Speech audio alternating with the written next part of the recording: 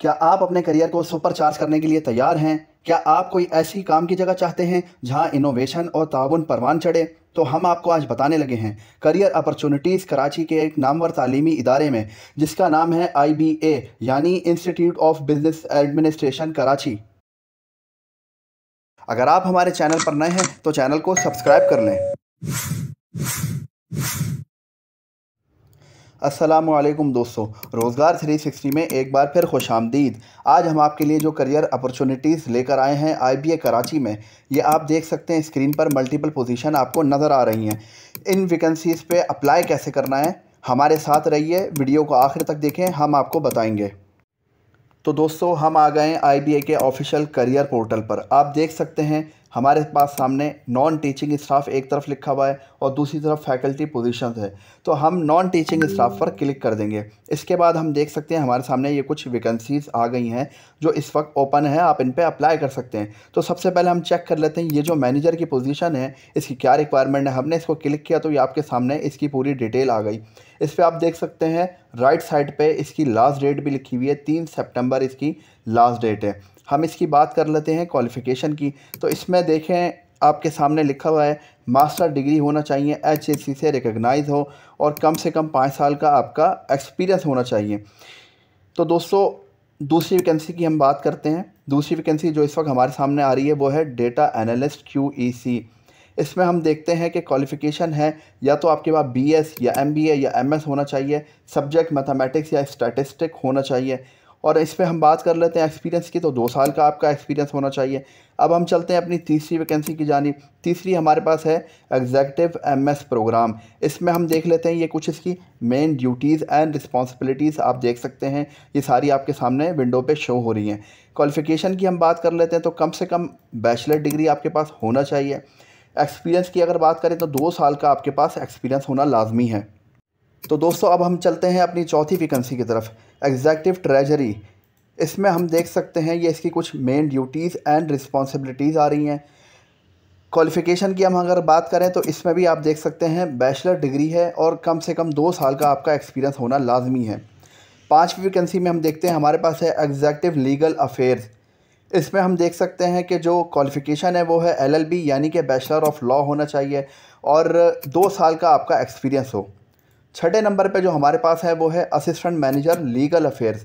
इसमें भी हम देख सकते हैं क्वालिफ़िकेशन जो है वो LLB है और 3 साल का आपका एक्सपीरियंस होना लाजमी है।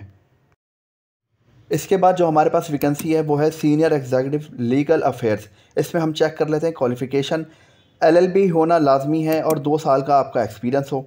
इसके बाद हम चेक कर लेते हैं हमारे पास है असिस्टेंट मैनेजर HR। क्वालिफ़िकेशन की हम बात कर लेते हैं एटलीस्ट मास्टर डिग्री आपके पास हो और 4 साल का आपका प्रोफेशनल एक्सपीरियंस हो। इसमें IBA एलमनाई को इनकरेज किया गया है अप्लाई करने के लिए। इसके बाद जो हमारे पास अगली वैकेंसी है वो है सीनियर HR बिजनेस पार्टनर। इसमें हम देख सकते हैं क्वालिफ़िकेशन जो है master degree in human resource business administration या इससे मुतालिका फील्ड हो और 8 साल का आपका एक्सपीरियंस हो। तो दोस्तों, इसके बाद हमारे पास वैकेंसी है senior manager HR operations and talent acquisition. Qualification की हम बात कर लेते हैं तो इसमें भी दोस्तों एटलीस्ट मास्टर डिग्री हो ह्यूमन रिसोर्स में या इससे रिलेटेड फील्ड में। एक्सपीरियंस आपका कम से कम 10 साल का हो, जिसमें से 5 साल का आपका एक्सपीरियंस मैनेजमेंट लेवल पे हो। इसके बाद जो हमारे पास नेक्स्ट वैकेंसी हम उसकी बात कर लेते हैं। इसके बाद हमारे पास है क्वांटिटी सर्वेयर।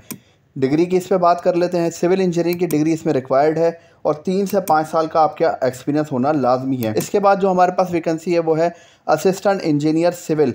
इसमें भी सिविल इंजीनियर की डिग्री रिक्वायर्ड है और 3 साल कम से कम आपका एक्सपीरियंस हो।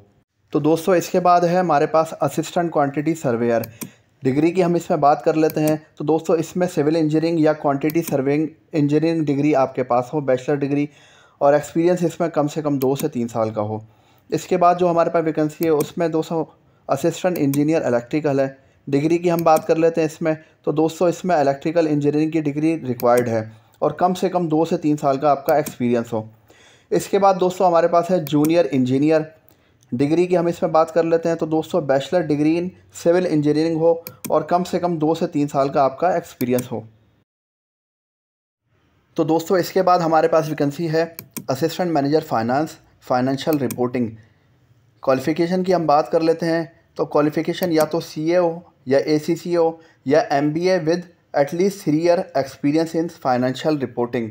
इसके बाद जो हमारे पास वैकेंसी है दोस्तों वो है assistant manager finance treasury. Degree की हम बात कर लेते हैं तो हायर डिग्री हो इसमें, बैचलर या हायर डिग्री हो फाइनेंस में, और 4 साल का इसमें प्रोफेशनल एक्सपीरियंस हो।